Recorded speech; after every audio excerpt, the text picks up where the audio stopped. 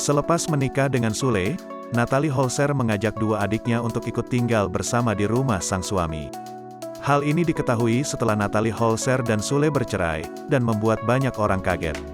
Bahkan banyak orang yang menganggap kalau adik-adik Natalie Holzer numpang hidup dengan kekayaan Sule. Natalie Holzer menanggapi soal adik-adiknya yang disebut numpang hidup. Sejak sebelum menikah dengan Sule, Natalie Holzer memang sudah bekerja untuk menghidupi adik-adiknya.